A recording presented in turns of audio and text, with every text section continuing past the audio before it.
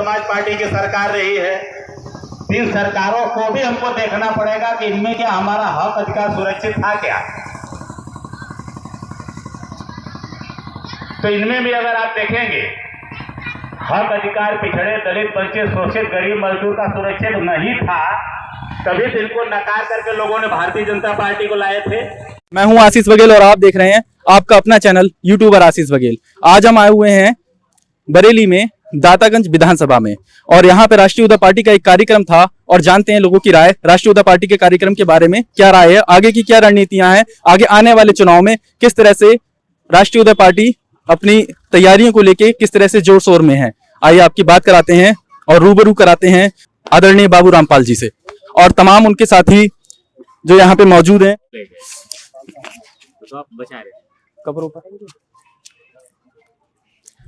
सबसे पहले तो मैं आप सभी लोगों का धन्यवाद देना चाहूंगा और हम आपसे जानने चाहेंगे कि आने वाले चुनाव में किस तरह से आपकी भागीदारी रहेगी और क्या रणनीतियां रहेंगी। तो आने वाले चुनाव में क्या रणनीतियां राष्ट्रीय उदा पार्टी की और इस समय कैसी लहर चल रही है, तो क्या तैयारियां चल रही हैं। बहुत बहुत धन्यवाद। सबसे पहले हम आपके चैनल को धन्यवाद देता हूं कि आप सब जनता की आवाज़ को उठा रहे हैं। 2022 का चुनाव ये भागीदारी के सिद्धांत से होगा, क्योंकि ये हमारा देश बहुजातीय बहुधर्मी बहुभाषीय देश है। ये हमारे देश की खूबसूरती है। तो देश की खूबसूरती बनाए रखने के लिए सभी जातियों को सभी धर्मों को उसको राजनीतिक भागीदारी देना होगा, आर्थिक भागीदारी समानता होनी चाहिए। इस भागीदारी के सिद्धांत से चुनाव होगा और राष्ट्रीय उदा पार्टी की तैयारी बहुत अच्छी चल रही है, क्योंकि पार्टी ग्राउंड लेवल पर काम कर रही है और जनता का विश्वास पूरी साथ सपोर्ट मिल रहा है राष्ट्रीय उदा पार्टी को। तो प्रत्याशी काफ़ी लगभग मिला जुला करके 60 विधानसभाओं में प्रभारी के रूप में काम कर रहे हैं और जिले वाइज देखेंगे तो लगभग 50 जिलों में राष्ट्रीय उदा पार्टी का संगठन काम कर रहा है। साथ साथ हम भागीदारी संकल्प मोर्चा में हैं, जिसके संयोजक माननीय ओम प्रकाश राजभर जी सोहेल भारतीय समाज पार्टी के राष्ट्रीय अध्यक्ष और भी तमाम 8-10 घटक दल हैं। तो घटक दल का भी भागीदारी संकल्प मोर्चा का गठबंधन अखिलेश यादव जी के साथ है, सपा सुप्रीमो के साथ में।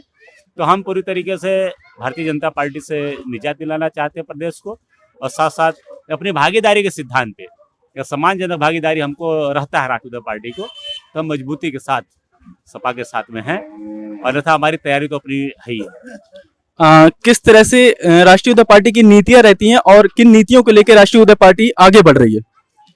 नीतियां साफ साफ स्पष्ट है, सबका साथ सबका सम्मान। क्योंकि हमारे देश में जाति देख करके सम्मान है, तो हम इसको समाप्त करना चाहते हैं। हम चाहते हैं सभी जातियों का सम्मान हो, सबका सम्मान बराबर हो।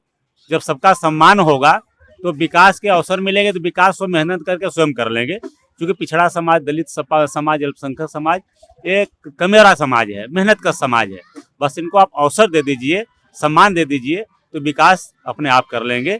तो सबका साथ सबके सम्मान के सिद्धांत से राष्ट्रीय उदा पार्टी काम करेगी। पिछड़े वर्ग को लेके और दलित वर्ग को लेके बहुजन समाज पार्टी और समाजवादी पार्टी भी निशाना साधे हुए है, तो इस पे क्या विचार है, कौन सी चीजें जो राष्ट्रीय उदा पार्टी को और तमाम पार्टियों से अलग करती हैं। नहीं, बड़ा अच्छा सवाल है आपका।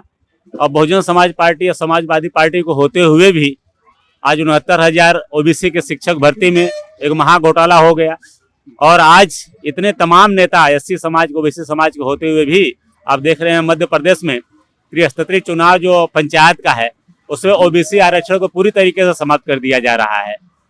तो आरक्षण हमारे ओबीसी समाज के लिए वैसे विधानसभा लोकसभा में तो है ही नहीं है और जहाँ त्रिस्तरीय चुनाव पंचायत चुनाव में है तो वह भी समाप्त हो रहा है।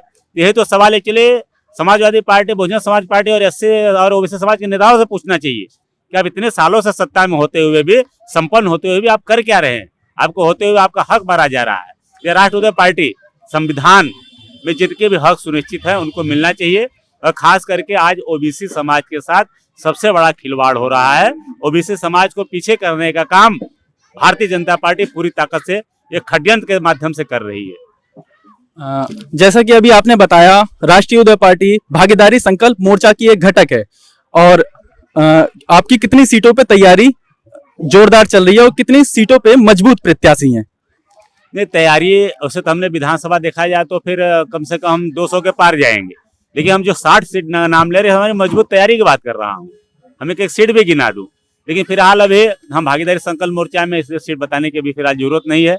और हमको पूरा भरोसा है, क्योंकि हम लोग राजभर जी के साथ 2019 से ही हम लोग मेहनत कर रहे हैं, जमीन पे मेहनत कर रहे हैं। उससे पूरा खास करके पाल बघेल समाज भारतीय जनता पार्टी के साथ तो चला ही गया था, लेकिन हम इनको समझाने में सफल रहा, इसलिए राष्ट्रीय पार्टी के साथ लोग जुड़ रहे हैं।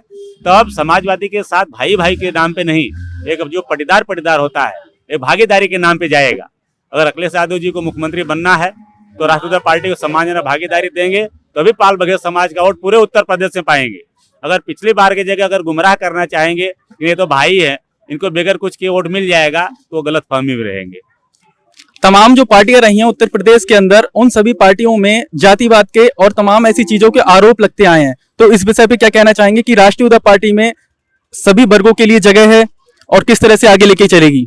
निश्चित तौर से सभी वर्गों के लिए जगह है, क्योंकि राष्ट्रीय पार्टी ये मान के चल रही है कि हमारी तमाम जाति, तमाम धर्म, ये हमारे भारत देश की खूबसूरती है। और जब सबको अधिकार मिलेगा, सम्मान मिलेगा और समानता रहेगी, तभी मानवता रहेगी, तभी प्रेम और भाईचारा रहेगा।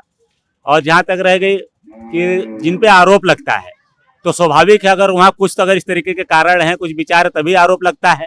और बड़ा लंबा टाइम तक इन पे जनता विश्वास किया, विश्वास बार बार धोखा खाया। इनके धोखे से ही भारतीय जनता पार्टी सत्ता में आ गई थी, अन्यथा भारतीय जनता पार्टी ऐसा कुछ भी एक नेक काम नहीं किया था गरीब, मजदूर और पिछड़े और महिलाओं के पक्ष में कि लोग इनके अच्छे कर्म को देख करके भारतीय जनता पार्टी को वोट दिए थे। ऐसा नहीं था, वो सपा और बसपा की नाकामी की वजह से दे दिए थे। लेकिन अब जनता पूरी तरीके से समझ चुकी है कि सपा बसपा अगर नागनाथ थी तो भारतीय जनता पार्टी साफनाथ है। अब इनकी बिल्कुल जरूरत नहीं है, और भागीदारी के तर्ज पे सबको साथ में लेकर के चलने के लिए जो भी पार्टी काम करेगी, उसके साथ जनता जाएगी। और राष्ट्रीय पार्टी पूरी तरीके से सबका साथ और सबका सम्मान की विचारधारा से चल रही है। बिल्कुल बिल्कुल, राष्ट्रीय उदा पार्टी सभी को साथ लेके चलेगी, चाहे वो किसी भी धर्म का हो, किसी भी जाति का हो। राष्ट्रीय उदा पार्टी में जाति या धर्म नहीं देखा जाता। तो आपसे जानना चाहेंगे राष्ट्रीय उदा पार्टी के बारे में आपका क्या विचार है, और अपने पद के साथ, अपने नाम के साथ बताने की कृपा करें। मैं डॉक्टर सोमेश कुमार पाल, जिला अध्यक्ष बदायूं। और हमारा जो यहाँ दातागंज विधानसभा 117 विधानसभा पे जो चल रहा है, प्रत्याशी हमारे हैं माननीय मुन्नालाल गुरुजी, उनके तत्वाधान में हम अपना पूरा प्रयास कर रहे हैं। बल्कि हम तो पूरा जिला बदायूं का ही काम देख रहे हैं, और हम ये कोशिश करेंगे सभी हमारा समाज, पाल समाज सभी हमसे जुड़े, और बाकी जो हमारे राष्ट्रीय अध्यक्ष जी का जो भी राष्ट्रीय अध्यक्ष जी का हमारे और आदेश रहेगा, हम उसका पालन करेंगे। कोई और कुछ कहना? सबसे पहले जानना चाहेंगे हम आपका नाम और क्या पद है आप पे, और राष्ट्रीय उदा पार्टी के बारे में आपके क्या विचार हैं? आगे किस तरह से रणनीतियां रहेंगी, किस तरह से पार्टी काम कर रही है, और किस तरह से युवाओं के भविष्य के बारे में, किसानों के भविष्य के बारे में, दलितों वंचितों के भविष्य के बारे में किस तरह से राष्ट्रीय उदा पार्टी काम कर रही है? धन्यवाद आपके लिए। मेरा नाम नरेंद्र मोहन पाल है, मैं पाल समाज से समाज सेवी हूँ, और पार्टी जो है अच्छा काम कर रही है। राष्ट्रीय उदय पार्टी जो है पाल समाज को एक नई दिशा देने का काम किया है। अब तक जनपद बदायूं में हम लोगों को गुमराह करती रही अन्य पार्टियां, चाहे वो समाजवादी पार्टी रही हो, चाहे बहुजन रही हो, चाहे बीजेपी रही हो, चाहे कांग्रेस रही हो। सिर्फ हमसे मत लिया, मत लेने के बाद हमको अधिकार नहीं दिया। आज हमको अधिकार, एक स्तंभ मिल गया है। बाबूराम पाल जी हमको एक स्तंभ के रूप में जनपद बदायूं में आए हैं। हम उनका स्वागत करते हैं और उनकी ही कार्यशैली पर हम उनके विचारों के अनुसार काम करेंगे और पार्टी का उत्थान करेंगे।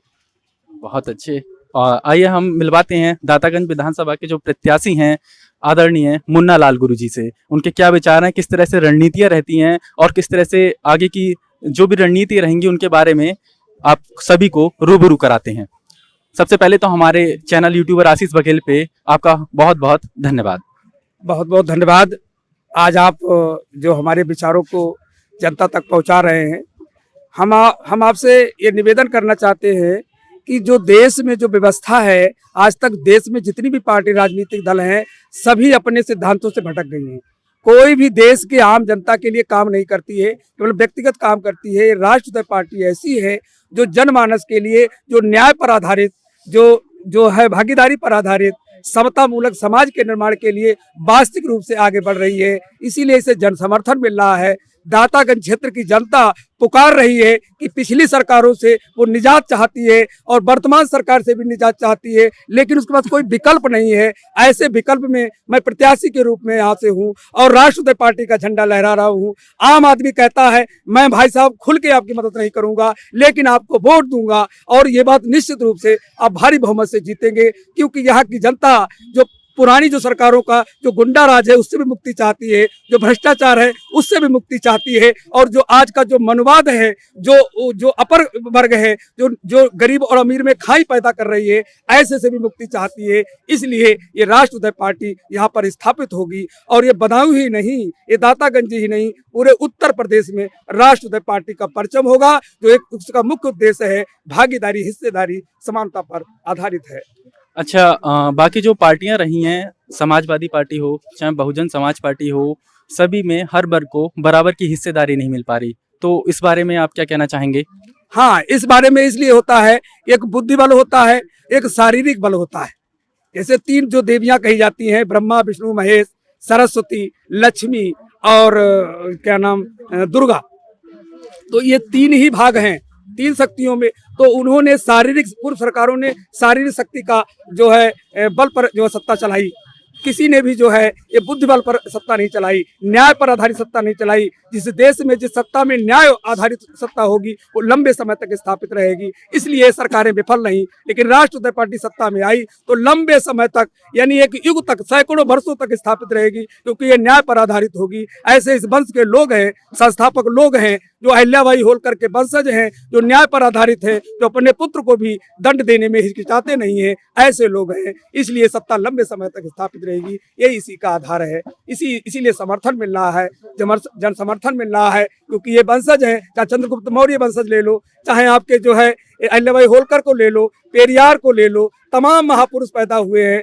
कनकदास हुए हैं हमारे समाज में, जो लंबे समय तक आज भी लोग पूछते हैं। दूसरे लोग अपना लिए, लेकिन हम लोग अशिक्षित होते हुए हम इनको भूल गए, हम शिक्षा से दूर रहे, जंगलों में भटकते रहे। लेकिन आज हम लोग शिक्षित हो गए हैं, हक अधिकार जान गए हैं, संविधान को पढ़ गए हैं। राष्ट्रीय पर्व के रूप में संविधान को, लोकतंत्र को स्थापित करने के लिए संविधान को सर्वोच्च स्थान देना होगा, राष्ट्रीय पुस्तक घोषित करना होगी। जब तक ये नहीं होगा तब तक स्थापित नहीं होगा। लोकतंत्र एक ऐसा है वर्तमान में जो लंबे समय तक स्थायी रह सकता है, क्योंकि जो पूर्व जो तंत्र थे वो विफल होकर के वर्तमान में लोकतंत्र है। लेकिन इस लोकतंत्र को भीड़ तंत्र में बदल दिया गया है। लोग जो है शारीरिक रूप से, आर्थिक रूप से जो मजबूत हैं, वो लोग इस पे जो हावी हो गए, उनको हटाने के लिए राष्ट्रीय पार्टी संघर्षरत कर रही है। राष्ट्रीय उदय पार्टी का पाल बघेल धनगर समाज एक मजबूत वोट बैंक माना जाता है, लेकिन अभी तक इस समाज का भला नहीं हो पाया और तमाम पार्टियों में बड़े बड़े पद पे पाल बघेल धनगर समाज के नेता मौजूद रहे। जैसे आज केंद्रीय कानून मंत्री प्रोफेसर SP सिंह बघेल जी, लगभग 6 बार के सांसद, 2 बार के राज्यसभा सांसद और काफी शिक्षित व्यक्ति हैं। ऐसे तमाम बड़े नेता इस समाज में मौजूद रहे हैं, लेकिन उसके बाद भी इस समाज का भला नहीं हो पाया। आखिर इस पे क्या कहना चाहेंगे? इस बहुत सीधा उद्देश्य है कि व्यक्ति की सोच पर निर्भर करता है। कोई व्यक्ति अपने व्यक्तिगत लाभ के लिए राजनीति और समाज सेवा करते हैं, कुछ जनता की भलाई के लिए जनमानस को अपना परिवार मानते हैं। लेकिन ये राष्ट्रीय पार्टी है, यहाँ के जो संस्थापक लोग हैं, उन्होंने पूरे वसुधा को कुटुंबकम का आधार माना है। पूरी वसुधा को अपना परिवार समझ करके, जाति जरूर पाल बघेल समाज में जन्मे हैं, लेकिन पूरे संसार को, पूरे परिवार को, पूरे देश को एक राष्ट्र परिवार के रूप में माना है। इसलिए उसका नाम राष्ट्रीय पार्टी रखा है। राष्ट्र मान करके, यानी परिवार मान करके कार्य कर रही है। इसलिए इसकी जड़ें बहुत मजबूत हैं और ये आगे तक जाएगी, ये सत्ता तक पहुंचेगी। जहां तक हमारे पूर्वज पहुंचे थे उसको जो है स्पर्श करेगी, निश्चित हमें पूरा विश्वास है।